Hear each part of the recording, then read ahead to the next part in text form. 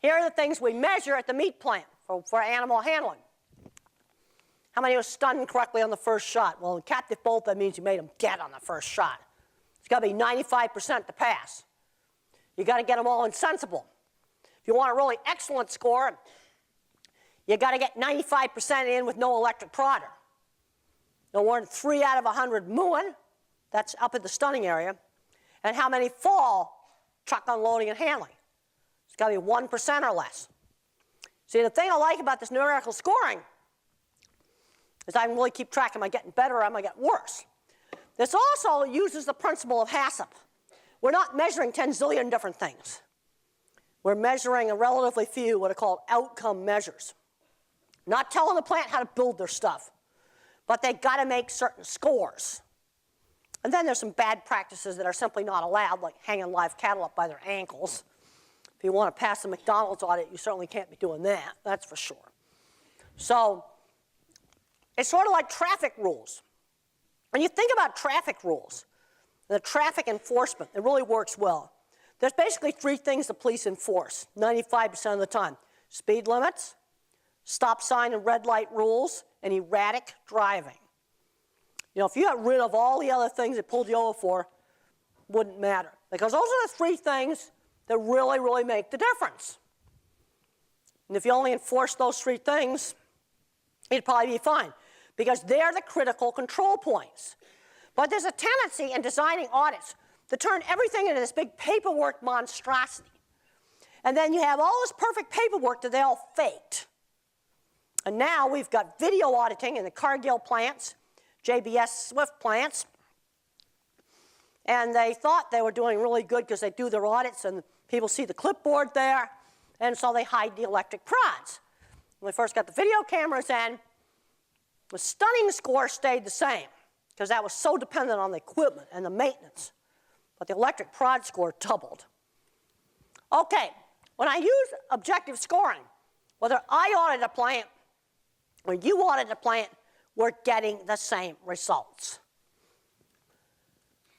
1996, only 30% of the plants could shoot 95% on the first shot. This was my baseline back in 1996. And you know why so many plants are so horrible? They simply didn't maintain their equipment. It wasn't a matter of buying new equipment. They simply didn't take care of the stuff that they have. Now, 2010 data, there's about 40 plants, and they all passed. The principle is to measure a small number of critical control points that measure really important things. See, there's a lot of different things that can make them vocalize. Prods, broken stunner, slam a door on them, sharp edge, squash them with a restraining device. That's why it's a good outcome measure. Falling down on the floor, it can be caused by a slippery floor or rough handling. That's an outcome measure. And the thing is, it's stuff that's directly observable. I'm not into paperwork audits. Well, I've kind of been keeping track of a lot of plane wrecks that have happened in the last 15, 20 years. And a very high percentage of them where it's not pilot error, it's not weather, where something broke on the aircraft. I got a 1-word thing that I need to be inspecting, tail. Had something to do with the tail. Major pieces fell off the tail. Plane doesn't fly very well without those major pieces. Or the steering broke in the tail. So if I'm the FFA, what am I going to be auditing? And the problem I got with this tail stuff is when the pilot walks around the plane, there's no way he can see this critical stuff that's in the tail. They can make it come off or make the steering not work. Landing gear, the pilot can look at that. That's all exposed. So maybe we need to be doing some random tail audits where we're going to have to get a plane in the hangar and check out the tail stuff. But one of the problems I've found is a lot of people have a hard time differentiating between what's important. And I think tails are very important on planes. Real flight critical, real life critical, and leaky restrooms that might mess up some luggage, not so critical. If it messes up avionics, then that's a lot more critical. Broken chair or broken tray, That's a lot less critical than if a major piece of the tail comes off. And also I've found in my work with livestock, plant will call me up, something's wrong, they're going crazy, they want to tear the whole facility out. I go, wait a minute, maybe it's a lighting problem. I find that people have a hard time differentiating between real big problem from a little problem.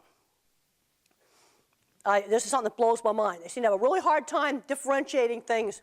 Is there something wrong with the facility or something wrong with what the people are doing? People versus equipment. That's the first categorization.